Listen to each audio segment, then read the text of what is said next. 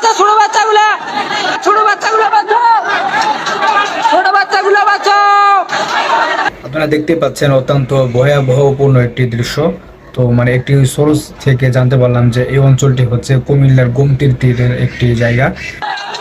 ছোট বাচ্চাগুলা বাঁচাও, ছোট বাচ্চাগুলা বাঁচাও, ছোট বাচ্চাগুলা বাঁচাও, মাথা ছিল সারা, ছোট বাচ্চাগুলা বাঁচাও, ছোট বাচ্চাগুলা বাঁচাও।